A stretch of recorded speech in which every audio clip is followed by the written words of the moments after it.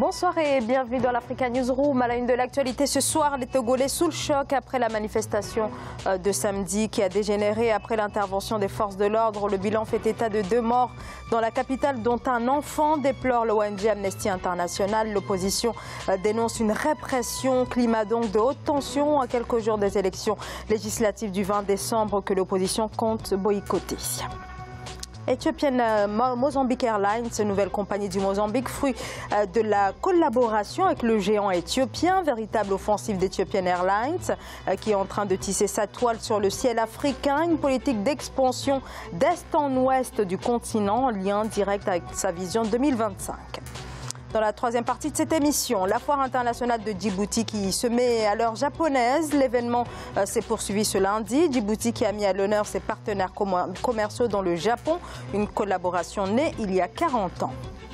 Et pour en parler avec moi sur ce plateau, Monsieur Kabinet Fofana, bonsoir. Bonsoir madame. Bonsoir, vous êtes analyste politique. À mes côtés également, Raphaël Goma, bonsoir. Bonsoir Zara. Vous êtes enseignant-chercheur à l'Université Paris 13 Villetaneuse. Et à vos côtés, Makaïla Gebla, bonsoir. Bonsoir Zara. Vous êtes journaliste blogueur. Merci à tous les trois d'avoir accepté de participer aux différents sujets que nous allons donc aborder dans cette émission. On commence tout de suite par l'actualité politique.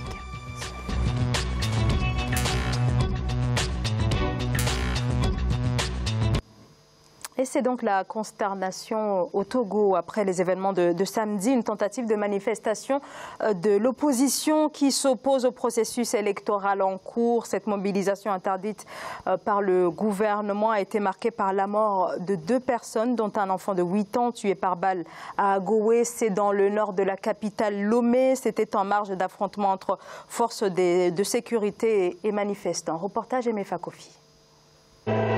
La coalition des 14 partis politiques de l'opposition en union de prière dans une église presbytérienne à Lomé au lendemain des affrontements entre forces de l'ordre et manifestants. La délégation conduite par le chef de file de l'opposition est venue rendre grâce à Dieu et prier pour une sortie définitive de la crise politique au Togo. Une crise qui a encore enregistré 2 pertes en vies humaines selon le gouvernement, dont un enfant de 11 ans tué par balle. C'est le lieu de présenter nos condoléances aux parents des personnes tombées au cours des manifestations. Je crois qu'il y en a 3. Nous continuons les manifestations et nous disons, nous n'allons jamais servir de faire valoir au régime. Selon les premiers éléments recueillis par le gouvernement, à Lomé, des individus non identifiés et armés circulant à bord d'un 4x4 de couleur noire auraient fait usage de leurs armes. Des investigations sont en cours pour élucider les faits. Malheureusement, depuis 2017, ça fait, je crois, le 5e mineur qui est décédé dans ces manifestations politiques. Je pense que c'est un peu trop.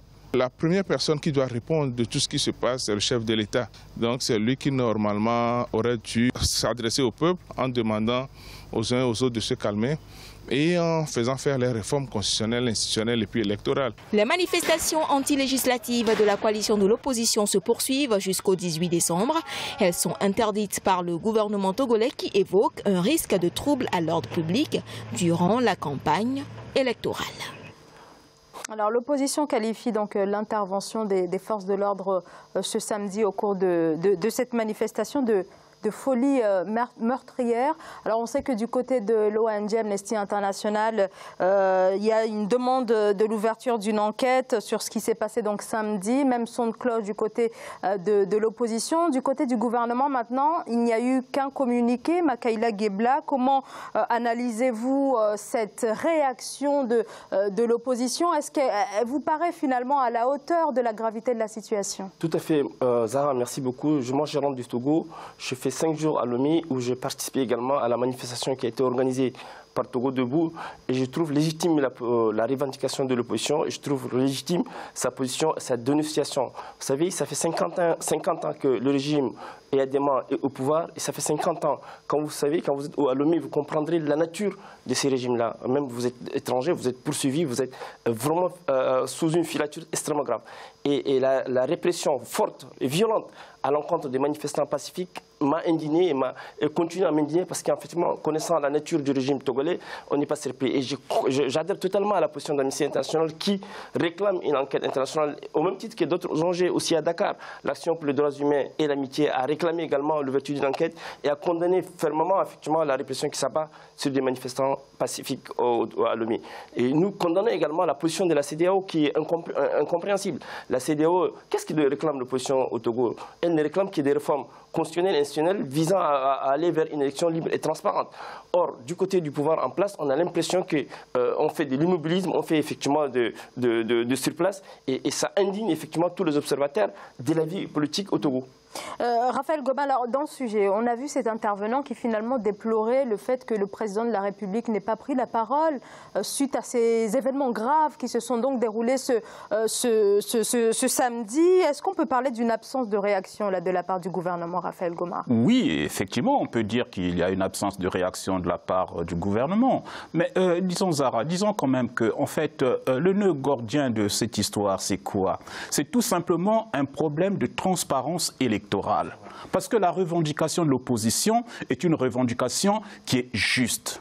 Et par conséquent, le pouvoir, au lieu d'attendre, disons, de comptabiliser le nombre de morts, je crois que devait faire de sorte qu'avec l'opposition, que les deux parties s'asseyent sur la table de négociation pour voir comment, disons, apporter une solution aux revendications de l'opposition. Il s'agit de quoi? Il s'agit d'un découpage électoral.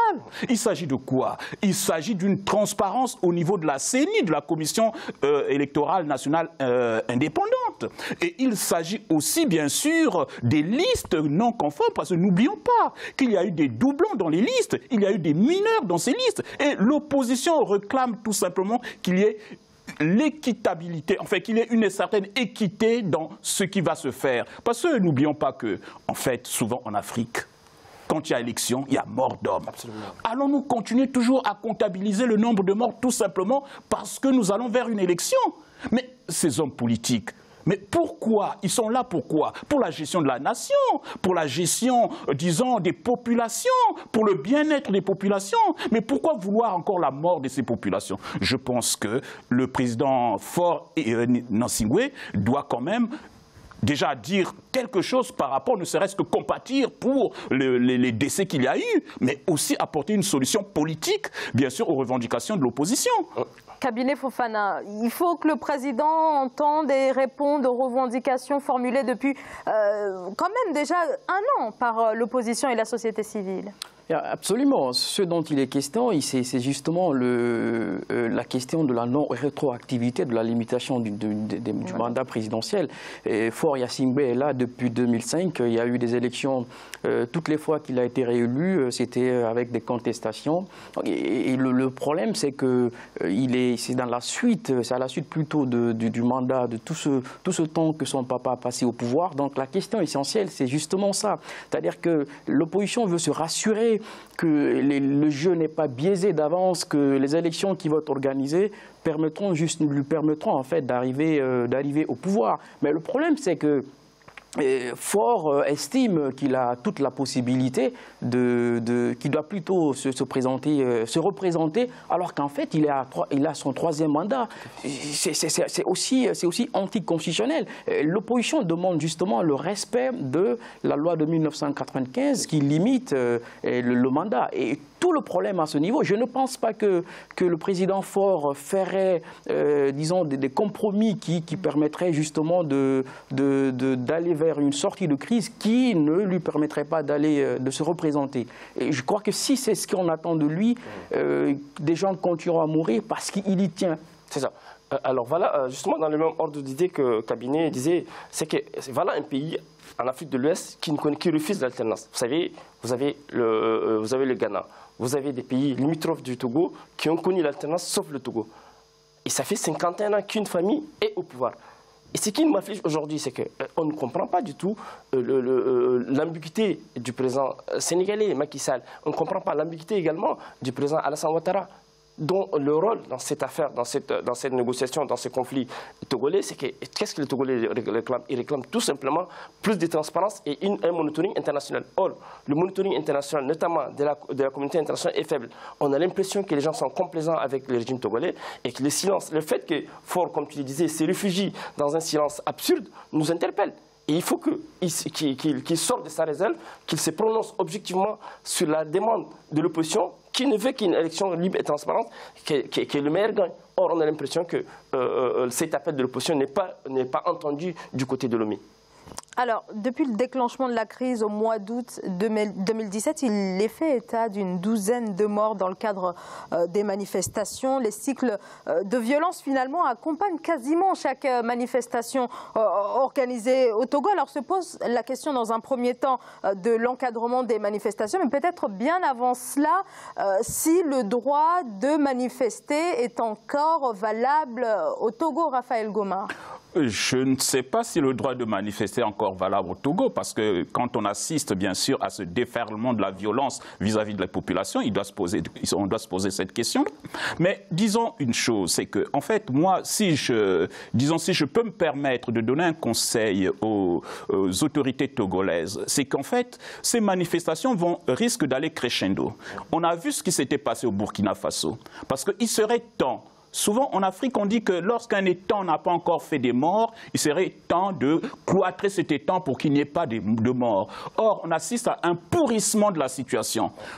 Disons, l'opposition a le droit de manifester. Ce sont des revendications. Et je pense que ça doit même être inscrit dans la constitution togolaise, le droit de manifester. C'est des citoyens qui revendiquent quelque chose. Ils ont ce droit. Mais les forces de l'ordre, doivent avoir aussi une mission régalienne, celle qui consiste à sécuriser les populations, mais pas à tirer sur les populations comme des poulets. Et c'est ce à quoi on assiste, et ça c'est très dangereux, parce que ça peut monter en escalade et entraîner des situations encore plus dramatiques, qui fera que même ceux qui aujourd'hui prétendent avoir le rapport de force, demain risquent de se retrouver peut-être aux abords de la frontière du Togo pour chercher où se réfugier. Justement, Fazara, dans le même ordre d'idée que Goma disait, c'est que l'encadrement dans ces pays-là, l'encadrement des manifestants est très faible. C'est qu'on vous encadre avec on vous encadre avec des armes, des fusils de guerre. C'est que moi, j'ai participé, comme je vous ai dit, j'ai participé à une manifestation où vous avez une présence massive des militaires avec des engins répressifs et que les gens tirent à balles réelles. Donc ça va au-delà de la volonté finalement de vouloir encadrer une manifestation pour qu'elle se déroule convenablement. Il n'y a aucune volonté, alors qu'on sait très bien que la manifestation est un droit constitutionnel et universel. Que ce soit au niveau de la Charte africaine des droits de l'homme et du peuple, que ce soit au niveau de la Déclaration universelle des droits de l'homme, la manifestation devait être autre. Or, on a l'impression que le régime togolais refusait totalement à ce que l'expression populaire s'exprime sur la rue de Lomé. En fait, dans la logique du régime togolais, le problème, c'est lequel? C'est en chargeant, en tuant, ils vont peut-être dissuader les populations de venir manifester. Or, ils ne font que attiser la haine pour que ces populations viennent manifester pour dire, écoutez, nous sommes là, c'est notre droit, nous devons défendre nos droits. Cabinet Fofana, alors finalement, Makaila Gebla et Raphaël Goma parlent, si on peut dire, d'une volonté du régime d'en découdre finalement avec la population? Mais la répression policière n'a d'objectif que cela. Le dessein, c'est justement d'amener les gens à une sorte d'enlisement et en fait, c'est conduire les gens à l'usure. Aujourd'hui, la police est au solde du pouvoir et tout le monde sait comment la police fonctionne au Togo. C'est une police quasiment constituée, disons, de personnes qui viennent du camp du président de la République, donc qui lui font allégeance. Et naturellement, ces personnes, parce qu'il ne faudrait même pas les nommer policiers, parce qu'en réalité, la police n'a de valeur que lorsqu'elle peut canaliser les populations, laisser les gens exprimer leur mécontentement. Parce qu'en fait, ce qu'il faut éviter dans une situation, comme l'a dit le professeur, c'est que à vouloir contenir un peu les manifs, les gens vont être amenés à s'exprimer. Et surtout quand il y a des personnes qui sont tuées, un jeune garçon de 11 ans qu'on a tué. Et regardez le communiqué laconique du gouvernement qui dit non, qu'il y a eu, le tir est venu de gens qui étaient dans une voiture 4x4, mais c'est fou, c'est extraordinaire que l'on entende le gouvernement qui a les moyens de contrôler la population, disons de contrôler ceux qui ont les armes et d'assurer la sécurité des personnes et de leurs biens, que ce soit le gouvernement qui dise non, c'est des gens qui étaient dans une voiture 4x4 qui ont tiré dessus. Mais ça veut dire qu'aujourd'hui, les populations ne sont pas protégées. Et dans des situations comme ça, les gens vont être obligés de manifester. Et après, ils n'auront aucune considération pour leur propre vie humaine. Et le pouvoir va aller comme ça et il risque de se retrouver au bord du gouffre. Tout à fait. Zara, justement, c'est qu'au Togo, il y a une tradition répressive. C'est qu'en 2005, l'accession effectivement de Faure au pouvoir à la suite du décès de son père était violente. C'est ça en fait, c'est que le régime même est violent et que depuis 2005 à nos jours, il n'y a aucune enquête internationale qui a été ouverte sur des morts, des milliers de morts, des gens qui ont manifesté tout simplement pour s'opposer à l'accession au pouvoir de manière monarchique de Faure, l'accession de père en fils. Donc aujourd'hui, nous sommes dans une posture où seule une implication massive de la communauté internationale amènerait le régime togolais à céder. Sans cela, je pense qu'on va continuer à compter, comme disait le professeur Ngoma, les morts à Lomé. Alors justement, on va marquer une très courte pause et après cette phase de publicité, on va peut-être se poser la question de l'avenir du mouvement de l'opposition. Est-ce que oui ou non il est en train de se renforcer ou alors il y a un risque d'essoufflement finalement du mouvement? On revient juste après cette courte pause. À tout de suite.